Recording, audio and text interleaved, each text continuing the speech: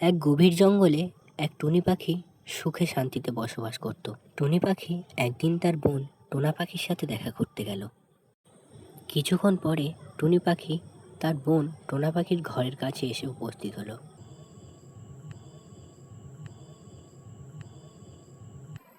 আরে টুনি দিদি, তুমি অনেকদিন পর যে, কি খবর, কেমন আছো?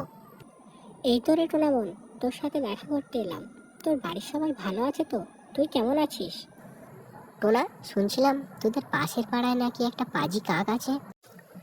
আমি আজ আসি বুঝলি, আমার বাসায় যে ডিমগুলো একা আছে। এই বলে টুনি তার বাড়ির পথে রওনা দেয়।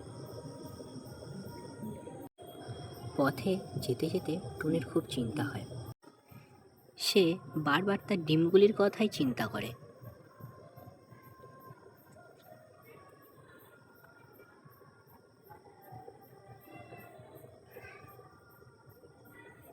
অবশেষে টুনি বাড়ি ফিরে দেখে তার বাসার মধ্যে থেকে একটা ডিম মাটিতে ভাঙা অবস্থায় পড়ে আছে। এটা দেখে টুনি খুব দুঃখিত হয়। সে অনেক কাঁদে, কিন্তু বুঝতে পারে না যে এই অপকাজটা কে করলো। তখন টুনি ঠিক করে যে এই বাসায় সে আর থাকবে না।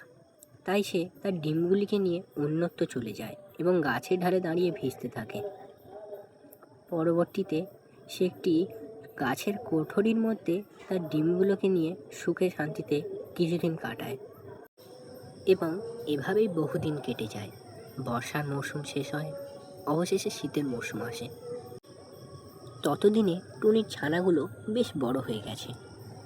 তখন টুনি ঠিক করে যে তার ছানাদের নিয়ে সে আবার তার পুরনো ঘরে ফিরে যাবে এবং সুখে শান্তিতে কটা দিন সেখানে কাটাবে। তাই টুনি পরদিন তার ছানাদের নিয়ে আবার তার সেই পুরনো ঘরে ফিরে আসে এবং সেখানেই সুখে শান্তিতে তার বাকি জীবন কাটাবে বলে ঠিক করে।